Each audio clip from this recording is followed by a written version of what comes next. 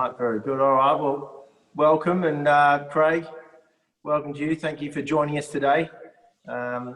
We've had, you're the last of our panelists over the last 6 weeks. And I think it's been good. We've had, I suppose, a mixture of speakers that have joined us from leadership side of things. And it's quite nice to finish, I think, on talking to you and talking about your business, but talking about what's coming up with the finals football. And I suppose we appreciate you taking some time out today, because obviously you got the first game on tonight for your I think your team is playing also. But Greg, can you give us a bit of a background of your year so far and how you've been dealing with the current situation? Obviously been challenging for everyone. Yeah, cheers, Jono, and good to be here. And thanks for your support of our business through the course of the year too. And we're very blessed to be here as a tenant of yours. We're fortunate enough to enjoy, I think, about 2.5 floors of the building, and the way you've helped us through as a landlord, and also the health first approach you've taken, and the sense of relationship and spirit's been awesome. And I look out the window at your brand new, I've got the prime view of your brand new building across Kingsway, and I admire what's ahead for you over there as well in Moray Street. So best of luck with that. It's been like, I think the first thing for the year is you have to remind yourself all the time that everybody's going through it. So in life and in human nature, we all are a little bit intrinsically self-aware of our own issues and challenges and struggles. And you can often think, if you let yourself, that the world's happening to you that day. And I've had a really clear mindset from the word go that this is a giant struggle. The people that, in life, you often pass people on the uphill. So it's going to be hard for everybody. You just got to find a way to every day, and you got to reinvent yourself, and you got to work harder than you've ever worked before. And you got to do it with a health first basis, which is it's health first, finance second. It's often hard to remind yourself of that as well when you've got the financial challenges that come with it. But yeah, I found it quite an awfully challenging 6 months. The hardest thing that I'll ever have to do, hopefully, in my life. Hopefully, it doesn't get any harder than this. Yeah. But also, weirdly, a little bit stimulating on just challenging yourself every day on how you can overcome the challenges that get thrown at you. It's just, when you wake up, you're going to get hit with a million problems, and it's how you solve them. And a lot of businesses really are problem solvers. Like, I think our business probably wouldn't exist if everyone else's problems had been solved before we arrived. So I think of us as a problem solving business, and media and communications platforms lend themselves to that. Also feel a bit lucky, Jono, that we've been considered an essential service. So media and its ability to communicate with people. Back at the start of COVID, there was a lot of talk of, will we have to shut down, and, will radio be allowed to stay on, and all of these type of things. And, we've had to find a way. Our business looks kind of nothing like it did in March. We launched a new brand today, Sports Entertainment Network, which is a whole new era for us, and amalgamate our parent company. But yeah, it's been a great challenge. And I think in any industry, right, and there'll be a lot of people on the call who are going through the same thing. You just got to confront the issues and find a way every day. So, Craig, I was going to reel off an introduction to yourself and talk through, all the things you've done. And I thought maybe it'd be worthwhile for a lot of people listening is just to can you take us through the journey of when you kicked off, like in actual journalism, to now you're sitting here running a publicly listed business, you're chairman of a basketball company, you've really done a lot in a short amount of time. Can you just give us a bit of a run through of your timeline of how you kicked off and how you've actually progressed to be where you are now? So yeah, our business began in 2006. Ostensibly, I was a footy journalist and host, I guess, but journalist mainly for most of my 20s. I was a highly polarising kind of figure, I reckon. I was a crash through style journalist. Probably not. I didn't have the self-awareness that was how I was perceived. I was just hungry to be a journalist and break stories. I'd define my day on whether I could break a story or not. And I kind of laugh at the younger generation now who are going through the same thing. But I got burnt out. So by about the age of 30, I was like, I don't know if this is for me much longer. Footy is such a powerful thing in this country. AFL journalism has about 5 times as many journalists as, say, federal politics does in Canberra. So if you run that lens, an AFL coach or Gill is 5 times more accountable to the media than the Prime Minister of Australia is. And it's disproportionate energy and emotion goes into it. So I was pretty burnt out. I wanted to do something different, and I didn't really know where or how, and I never really thought about business being a path till that point. But started to dabble in different things, and in 2006 started a business in Los Angeles, of all places, called Croc Media, with a mate of mine who was the same age, who had the same. He was a journalist in Hollywood and entertainment, and he was as burnt out in entertainment journalism as I was in sport. So we thought we'd come together and try and build something. And first thing we tried to go into was PR, and that was, relatively unsuccessful. Second thing we had to go at was television distribution around the same time, and that was, relatively unsuccessful as well at the time. And we were under-resourced and naive. In Australia and the States? Or yeah, just... in both, yeah. Yeah. And then about 3 or 4 months in, we stumbled into radio and trying to fund our own way in radio and with our own sponsors, I guess, for lack of a better description. And so, radio is what really kind of built our business. Now we're in most things in sport, which thus the name changed, Sports Entertainment Network. We've got, big radio business, television events. We're in stadiums, we're in teams, we're in sponsorship services. But ostensibly it was radio that has built our business, and that's the path that we're kind of attacking hard now. We've gone from being 14 years later, we've gone from being a syndicator of about 600 hours of content to about 200 stations of other people's, to now having 16 of our own radio stations on air and still maintaining a supply to everybody else at the same time. So it's been a bit of a bumpy ride, but it's been a lot of fun. And can you talk us through the basketball Melbourne United and how that all played out? Yeah, so we're in most sports. So to touch briefly on, we're quite agnostic on sport. So AFL's been the biggest driver of us, but we're in everything. We've got NRL rights, cricket rights, A-League rights, announced Melbourne Cup rights today. Yeah. Any way we can connect a brand to a fan or an advertiser to a consumer, we're kind of in. Basketball, we were looking for what we would do, and we had 3 or 4 of our customers, brands, say, "What are you doing in basketball? You guys should be in there. It's young, it's progressive, it's on the move, and come to a game with us." And so we'd experienced the fan, and I couldn't quite believe it, the fan experience. And for those who haven't gone, we'd love to have you along at the game. Please feel free to reach out or drop Billy an email, and we'll make sure we get you all to a game at some stage this summer. So we were looking for a way in, and the ways in were to do the radio, to do television production, to have an event involvement. And the more we looked at it, we thought, gee, wouldn't it be great if we owned a team and we could do all those things? Because then we could have a through the line.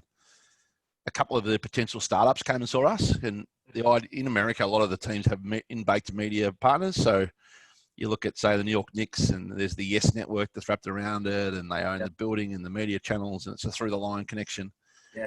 So the idea had always been a bit in the back of our minds, and we looked at a couple of the startups. I think Essendon and Hawthorn were 2 who had a look at the idea of buying a franchise, and you'd probably know that through Hawthorn connections and your own involvement there. And the startup didn't quite suit us because we didn't think we'd be able to.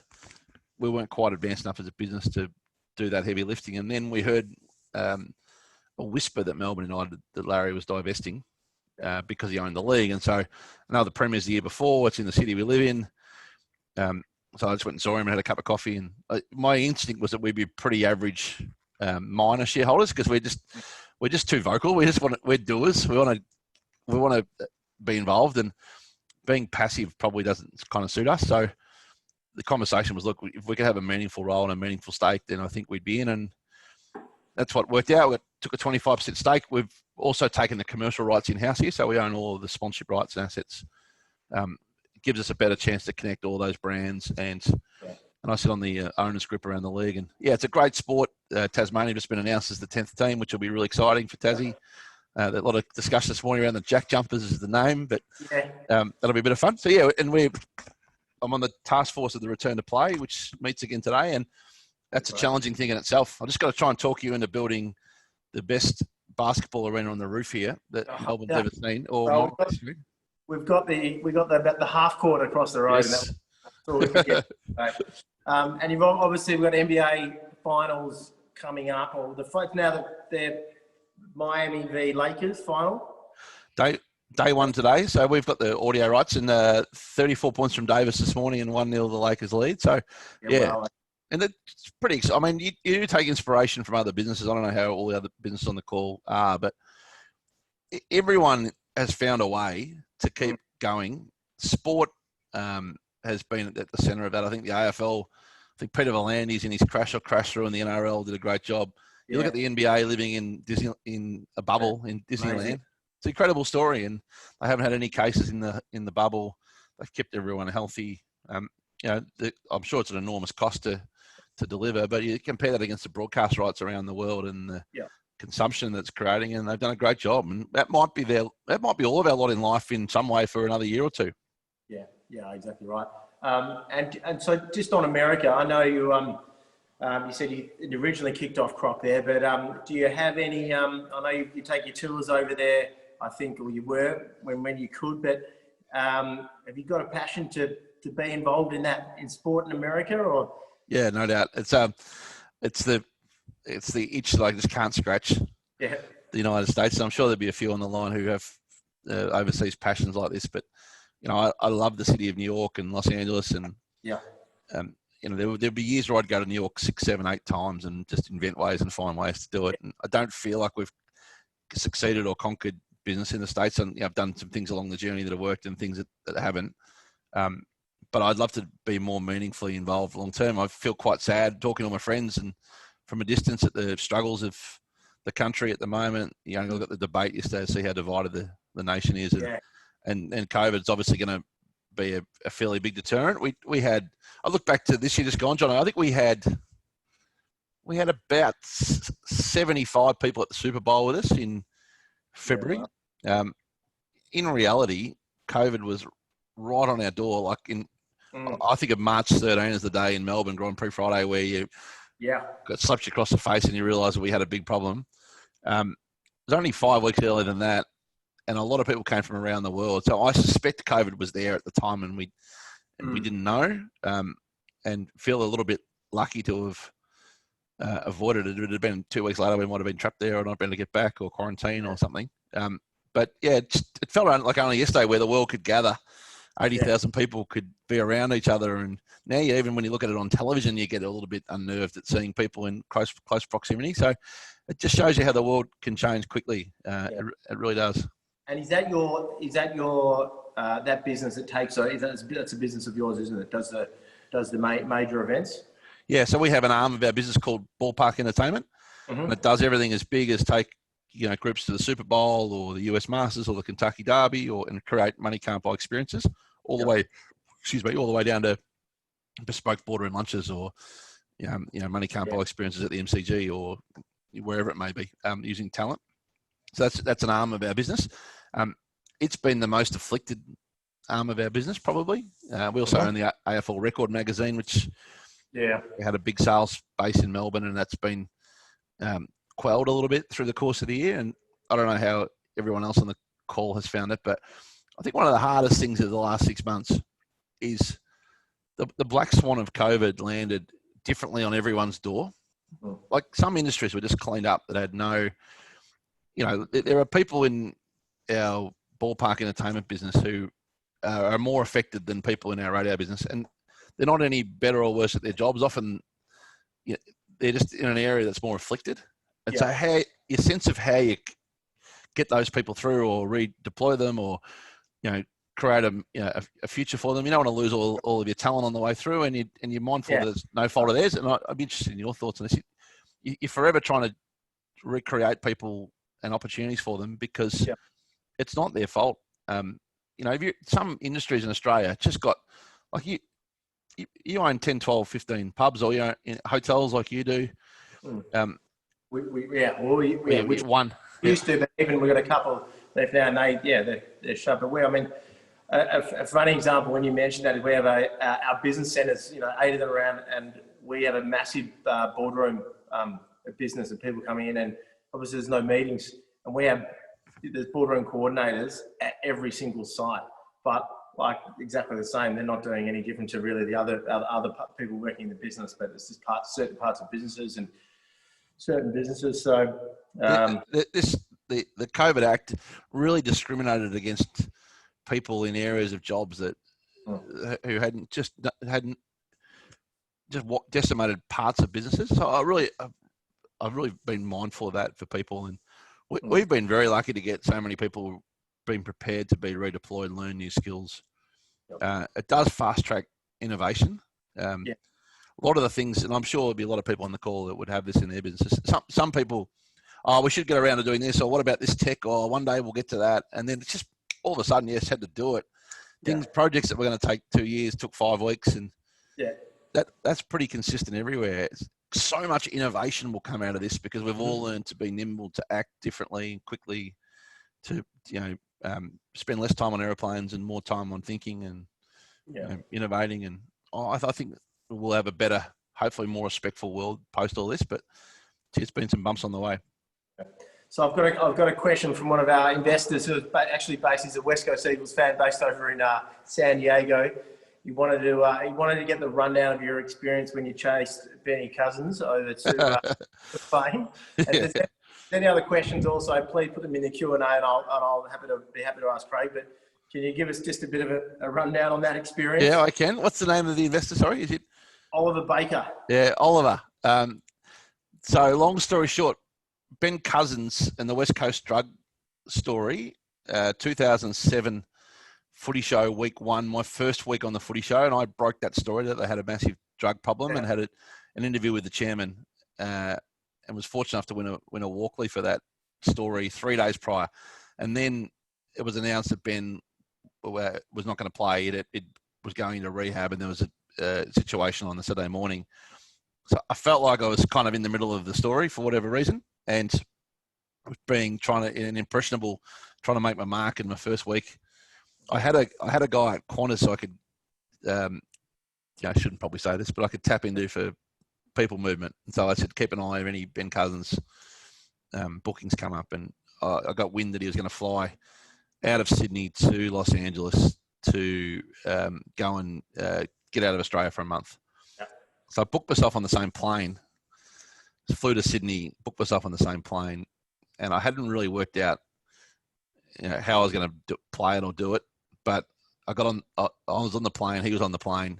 There was a great West Coast guy, a guy called Ian Miller, better known as Sarge, who's their player welfare guy. And I saw him getting on the plane, and he saw me, and he gave me that look as when you don't want, when people look at you like, oh God, who's this bloke? Yeah. So I went over to him and said, look, I'm not here to be an inconvenience. I'm here to cover the story. It's a big story, big star going overseas to run away from the biggest drug story that we've seen. I'd really love an interview with Ben when we land in LA. I'll totally understand if he doesn't want to do it, but I prefer you did, then I can leave you alone. And I'm just doing my job. It's unfortunate, but that's my gig, and you're just doing what you need to do. And he said, I'll tell you what I'll do. He said, go and have a sleep. I'll have a sleep as well. I'll come and find you. What's your seat number?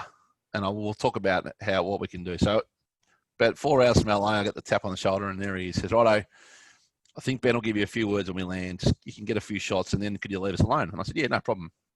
Yeah.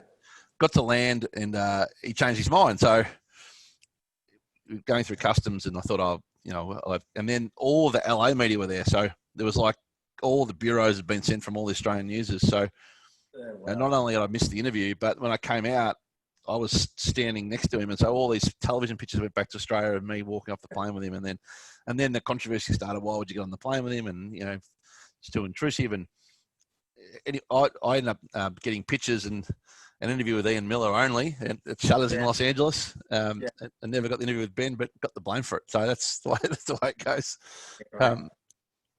It's a good story. It's a good story, especially that early in the piece of your career.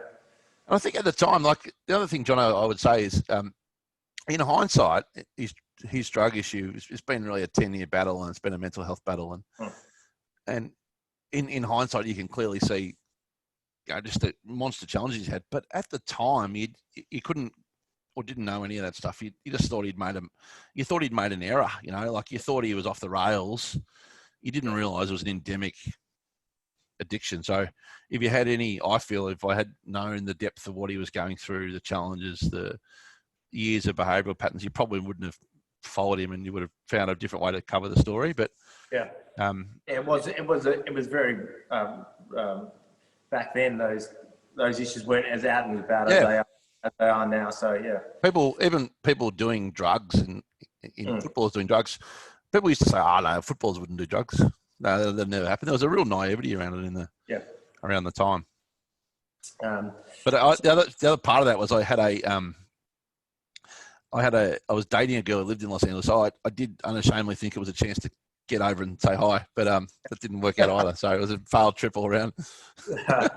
Very good. So just on sport management, you recently acquired a new business, or you've always had a part of sports management. Can you just talk us just a little bit around that? Yeah, so we own a business called Bravo Talent Management from about 8 years ago, which was the old IMG client base in Australia. A guy called Chris Giannopoulos was my agent when I was an on-air guy, and I was the lowest of his food chain and least successful. But then when we came here to run, when we started to build the business, I asked him if he'd come and work for us, and he said, "I can only come if I bring all the talent." So I said, "Well, yeah, that sounds like a good idea. Let's do that." So he's run Bravo for 8 years, which we've owned, and that has clients like Scott Cam and Jamie Jury and Ross Greenwood and Merv Hughes and Dermot Burton and some sport types, but a lot of media types as well. And then in more recent times, as our business has really narrowed in on being fully sport, we thought it would make better sense to have maybe a sport player management arm as well as part of that business. So we bought and acquired Precision Sports Management, which is Liam Pickering's business. And that came with Gary Ablett and Jack Rebold and Isaac Smith and a lot of that talent base.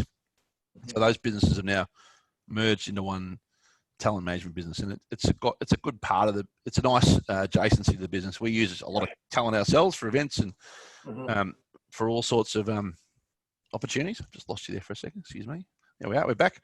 So yeah, it just fits as part of the puzzle, and for those guys, hopefully, it gives them greater opportunities in media and sponsorships. And I think a lot of not many AFL players or sports stars get commercial deals, and I think one of the reasons for that is that most of their managers don't tread the boards of the brand world every day, whereas in the media business you're out talking to those brands every day, so it's hopefully a little easier. Yeah, well, it's great.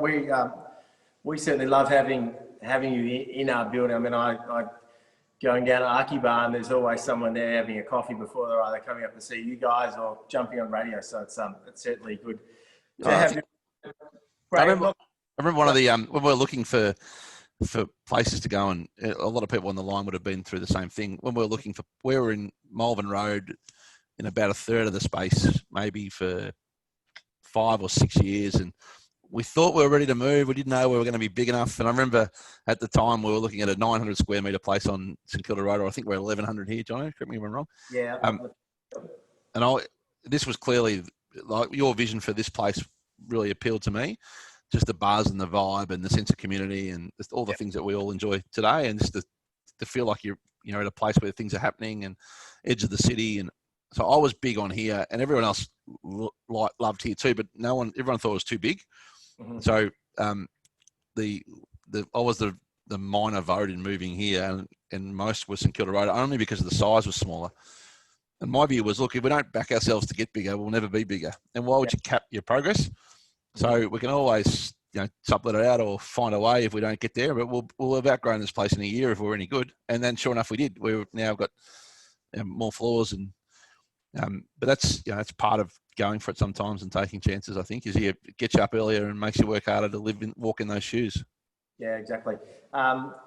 Craig, we got just one more question. We was going to just ask you around. What do you do to actually switch off? Like I every time I see you, whatever time it is, you're just flat out. You're on the phone. You're going hard at it. You've probably done that for a long time. But what are your hobbies? I know you. I mean, you've just launched this year in track, so it's probably now more work. But what do you do to switch off in your spare time?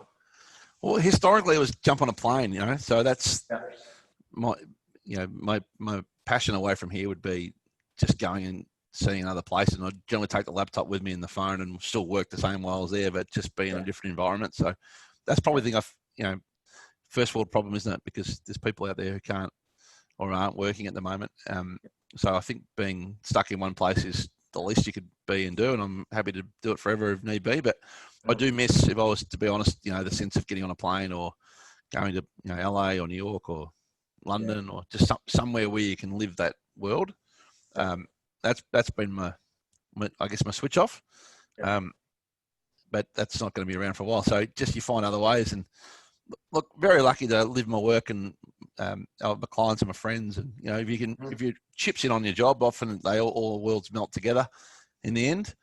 And I feel very lucky about that. And I also love sport. So we've got sport all around us every day. The next 90 days of sport like nothing we've ever seen. The AFL finals starts tonight. We're broadcasting those games. NRL finals, we're broadcasting all those. Origin we're doing, which is going to be huge in November. Spring Carnival. Race meetings have already been great on Saturdays the last 2 weeks. And this Saturday goes to another level. Got the NBA finals overlapping, new NBA season to start. Got NBL. You got A-League and how that gets going again. Big Bash, Test cricket, India here. What a time we've got ahead. Australian Open and how they make that happen. What's it look like? How do they quarantine 6,000 people? Just so much to kind of get your head around in the next little period. So if you don't get excited by that, well, then you're in the wrong caper. So you got a busy couple of months coming up. So it should be fun. Yeah, well, Craig, we appreciate your time. You've been obviously a great supporter of ours from the Olsen days now to being a major tenant of ours. We appreciate your support, and good luck in the upcoming months with all the sport. Thanks for having me, Jono, and congratulations to you and the family on the way you've worked with everybody. And I wish you luck for your new ventures. And thanks for having us. Terrific. Thanks, Craig. Thanks, everyone. Bye. Bye, mate.